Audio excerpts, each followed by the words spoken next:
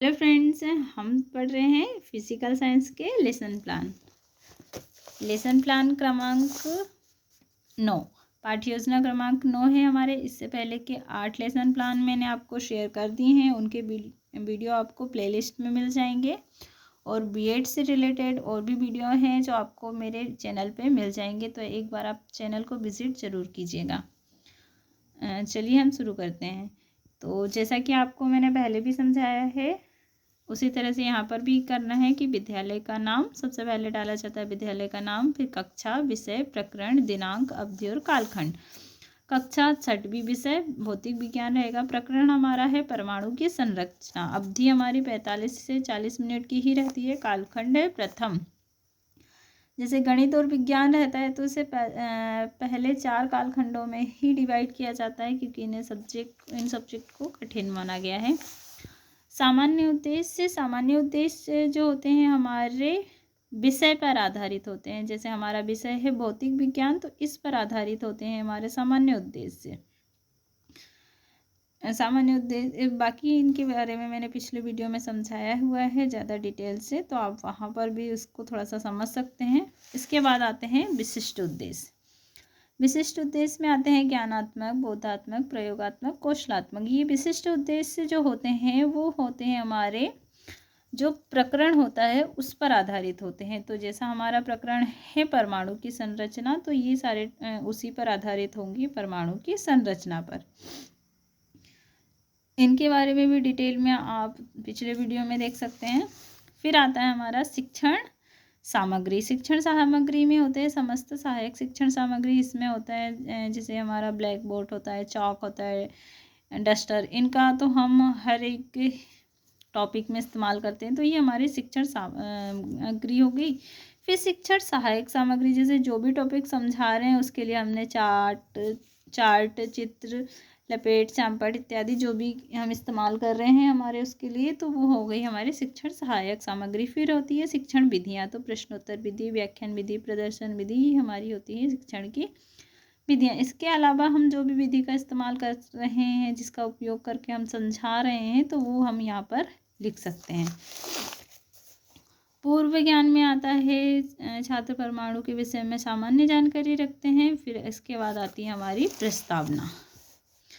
प्रस्तावना में हम लेंगे, यहाँ पर 3 कॉलम रहेंगे हमारे। पहला क्रमांक, छात्र अध्यापक क्रिया और छात्र क्रिया। यहाँ पर कुछ ऐसे सामान्य से प्रश्न पूछते हैं जिनका बच्चे आसानी से जवाब दे दें। फिर हम अपने टॉपिक से रिलेटेड एक प्रश्न करते हैं जहाँ पर बच्चे मौन हो जाए, जो कि हमारा समस्यात्मक प्रश्न होता है। जैसे कि यहाँ पर हम पहले प्रश्न करेंगे हमारे कि श्यामपट्ट पर किससे लिखा जाता है, तो चौक से। बच्चे आसानी से जवाब दे देंगे। अब अगला प्रश्न करेंगे हम चौक से कि चौक को बारीक पीस देने पर क्या होगा। फिर बच्चे जवाब देंगे बारीक कणों में बदल जाएगी। फिर इसी से हम अगला प्रश्न बनाएंगे कि चाक के इन बारीक कणों को क्या कहते हैं, तो बच्चे कहेंगे अणु। फिर अगला प्रश्न बनाएंगे हम अणु से कि अणु किससे बनते हैं, तो बच्चे कहेंगे परमाणु से। फिर हम परमाणु से सवाल बनाएंगे कि परमाणु की संरचना बताइए, तो यहाँ पर हो जाएगा ये हमारा समस्यात्मक प्रश्न।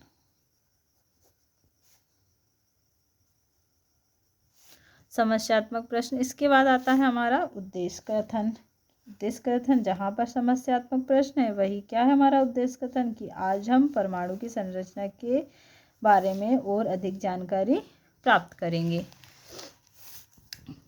इसे प्रथम और द्वितीय अनुवृत्ति में समझ सकते हैं, या फिर आप वैसे भी लिख सकते हैं। तो प्रस्तुतिकरण देखेंगे हम, शिक्षण बिंदु, छात्राध्यापक क्रिया, छात्र क्रिया, शिक्षण विधि और श्यामपट्ट कार्य।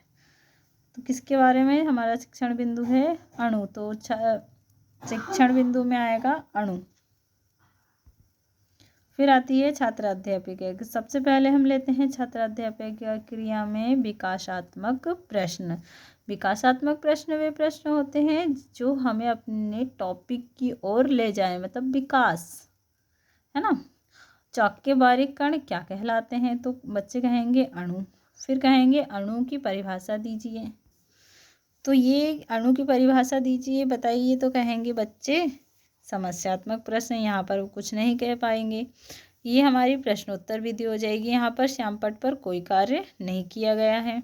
फिर भाई बच्चे मौन हो गए तो समझाएंगे हम। समझाने के लिए क्या होता है, छात्र अध्यापिका कथन।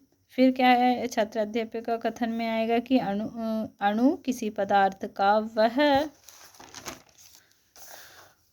छोटे से छोटा कण है जिसमें पदार्थ के सभी गुण पाए जाते हैं। यह मुक्त अवस्था में रह सकता है तथा इसके दो प्रकार हैं।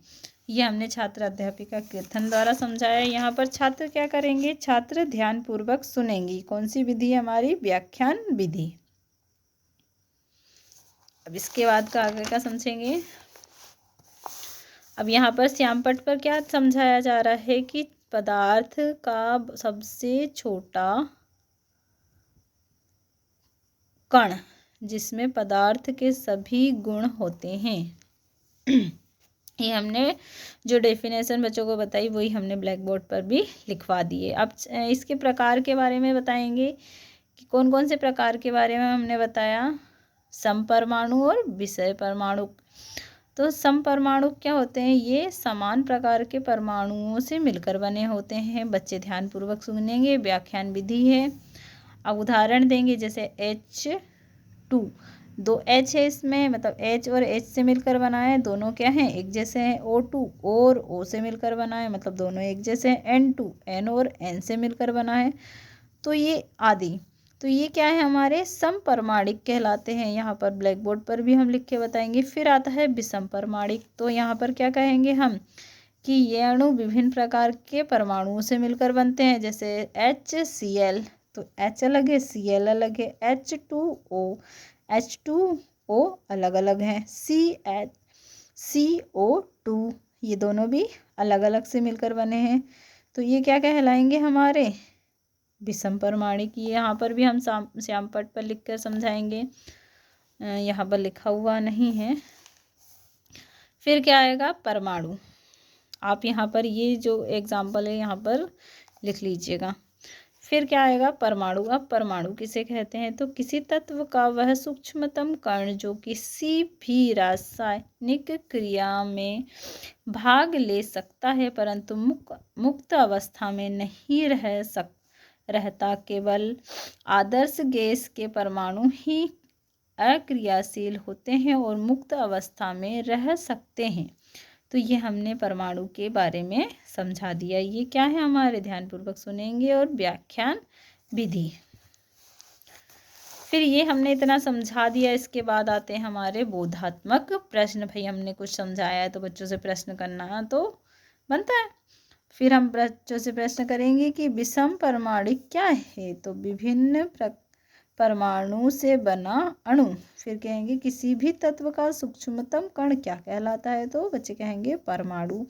ये क्या है, दोनों प्रश्नोत्तर भी दिए। फिर हम लेंगे, फिर पुनः से लेंगे एक विकासात्मक प्रश्न, दो प्रश्न लेंगे। हम मुक्त अवस्था में नहीं रह सकते, कि कौन मुक्त अवस्था में नहीं रह सकते, तो बच्चे कहेंगे परमाणु।